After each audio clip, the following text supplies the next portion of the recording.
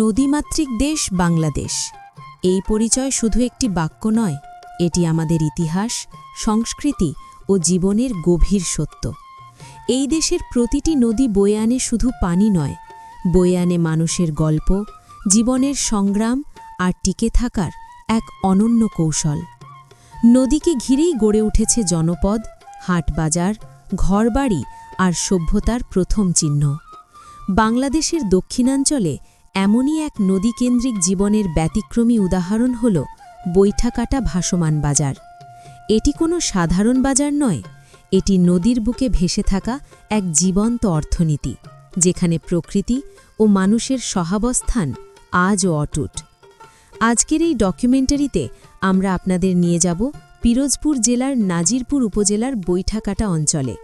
ঘুরে দেখব বেলুয়া নদীর বুকে গড়ে ওঠা এই ঐতিহ্যবাহী ভাসমান বাজার। দেখব ভোরের কুয়াশা ভেদ করে জেগে ওঠা নদীর জীবন, শুনব নৌকার শব্দ, দর কষাকষির আওয়াজ, আর অনুভব করব কৃষকের ঘামে গড়া এক জীবন্ত বাস্তবতা। স্বাগতম গল্পগ্রাফির আয়োজনে। ভোর এখনও পুরোপুরি আসেনি, চারপাশে হালকা কুয়াশা, নদীর বুক নিস্তব্ধ, কিন্তু সেই নীরবতার ভেতরেই ধীরে ধীরে শুরু হয় নড়াচড়া। দূর থেকে ভেসে আসে বৈঠার ছলাচ্ছল শব্দ। একটি, দুটি, তারপর একের পর এক নৌকা। আলো জ্বালানো ছোট ছোট ডিঙি নৌকা এগিয়ে আসে নদীর মাঝখানে। এটাই বৈঠাকাটা ভাসমান বাজারের শুরু। এই বাজার বসে বেলুয়া নদীর ওপর, যার উৎপত্তি পিরোজপুর জেলার সন্ধ্যা নদী থেকে। সূর্য ওঠার অনেক আগেই এখানে শুরু হয়ে যায় কেনাবেচা, কারণ নদীর মানুষ জানে সময় এখানে খুব মূল্যবান। বৈঠাকাটা অঞ্চলে নৌকাই মানুষের জীবনরেখা। এখানে রাস্তার চেয়ে নদী বেশি গুরুত্বপূর্ণ।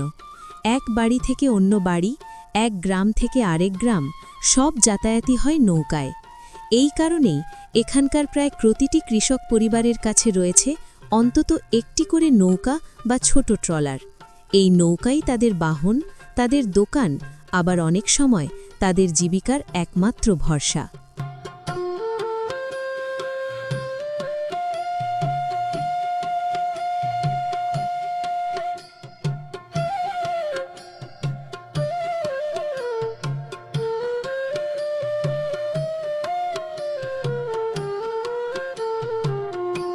এই অঞ্চলের কৃষির ধরনও আলাদা। এখানে চাষ হয় ভাসমান কৃষি পদ্ধতিতে। নদী আর জলাভূমির ওপর ভাসমান বেড তৈরি করে কৃষকেরা শাকসবজি চাষ করেন। এই পদ্ধতি প্রাকৃতিক, পরিবেশ বান্ধব এবং জলাবদ্ধ এলাকার জন্য অত্যন্ত কার্যকর। লাল শাক, পালং শাক, কলমি শাক, পুঁই শাক, লাউ, কুমড়ো, শশা, ঢেঁড়স, বেগুন, নানান রকম সবজি ফলানো হয় এই ভাসমান বেডে। এই সবজিগুলো কোনো আড়ত পেরিয়ে আসে না, কৃষকের নৌকা থেকেই সরাসরি বাজারে বিক্রি হয়। ফলে কৃষক পান ন্যায্য মূল্য আর ক্রেতা পান কম দামে তাজা পণ্য।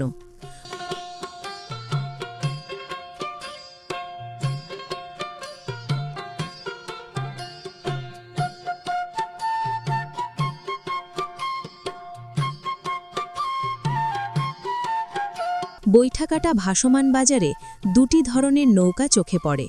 ছোট ডিঙি নৌকাগুলো কৃষকদের, এই নৌকাতেই তারা তাদের পণ্য সাজিয়ে নিয়ে আসেন। আর বড় নৌকা বা বোটগুলো পাইকারদের। এই পাইকাররা এখান থেকে পণ্য কিনে পাঠান ঢাকা, খুলনা, চট্টগ্রাম সহ বাংলাদেশের বিভিন্ন প্রান্তে। নদীপথেই চলে এই বাণিজ্য, কম খরচে, কম ঝুঁকিতে, প্রকৃতির সঙ্গে তাল মিলিয়ে।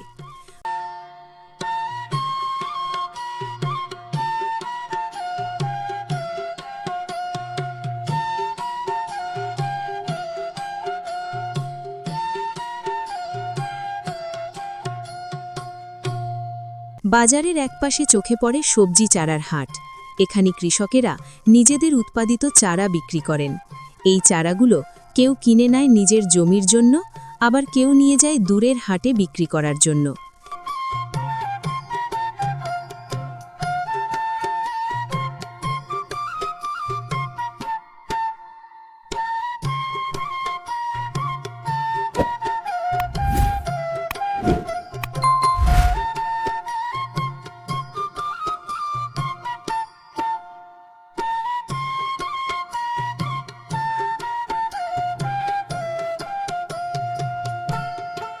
এর পাশেই দেখা যায় আরেকটি গুরুত্বপূর্ণ উপাদান শ্যাওলা। এই শ্যাওলার ভেতরেই বীজ রোপণ করে তৈরি করা হয় নতুন চারা। এটি প্রজন্মের পর প্রজন্ম ধরে চলে আসা এক প্রাচীন কৃষি কৌশল, যা আজও টিকে আছে আধুনিকতার মাঝেও।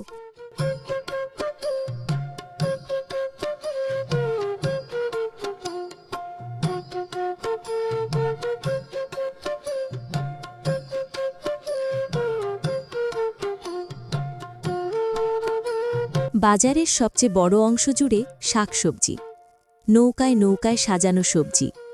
সবুজ, হলুদ, বেগুনি রঙে নদীর বুক যেন হয়ে ওঠে এক চলমান ক্যানভাস। কৃষকেরা তাদের পণ্য সুন্দরভাবে সাজান, কারণ এখানে চোখে পড়াটাই প্রথম বিক্রির চাবিকাঠি। দর কষাকষি চলে ধীর ছন্দে, কোনো তাড়া নেই, কোনো হইচই নেই।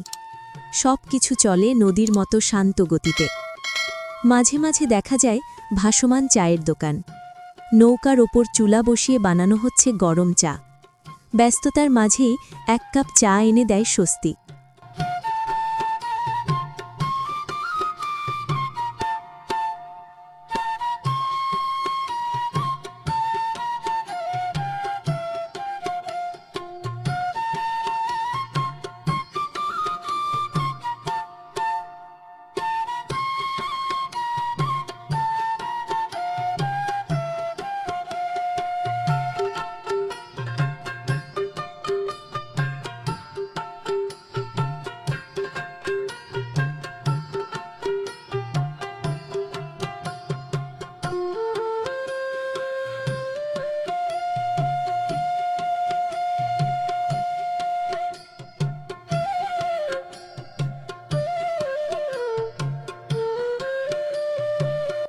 বাজারের আর এক অংশে বিক্রি হয় নারকেল, ডাব আর মৌসুমি ফল। বিশেষ করে তরমুজের মৌসুমে এই অংশে জমে ওঠে ভিড়। নৌকার সঙ্গে নৌকা ঠেসে ধরে চলে কেনাবেচা। হাসি, কথাবার্তা আর দরদামের মাঝে এই বাজার হয়ে ওঠে প্রাণবন্ত। বৈঠাকাটা ভাসমান বাজার শুধু কেনাবেচার জায়গা নয়, এটি একটি জীবন দর্শন। এখানে আধুনিকতার চাকচিক্য নেই, কিন্তু আছে টিকে থাকার বুদ্ধি। প্রকৃতির সঙ্গে লড়াই নয়, প্রকৃতির সঙ্গে সহাবস্থান। এই শিক্ষাই দেয় বৈঠাকাটা।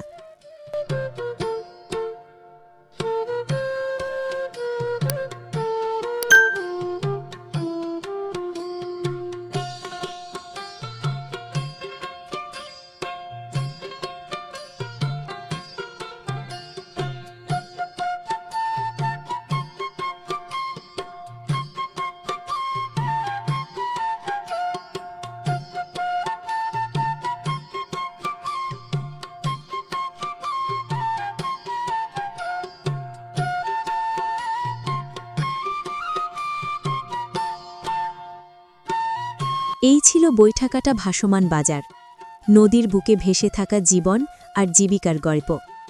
যদি এই ডকুমেন্টারিটি আপনার ভালো লেগে থাকে তাহলে ভিডিওটি লাইক দিন, শেয়ার করুন এবং আমাদের চ্যানেল গল্পগ্রাফিকে সাবস্ক্রাইব করে পাশে থাকুন। কারণ গল্পগ্রাফিতে আমরা শুধু ভিডিও বানাই না, আমরা তুলে ধরি বাংলাদেশের মাটি, মানুষ আর নীরবে বয়ে চলা জীবনের গল্প। আবার দেখা হবে নতুন কোনো গল্প নিয়ে। ততক্ষণ পর্যন্ত ভালো থাকুন, সুস্থ থাকুন।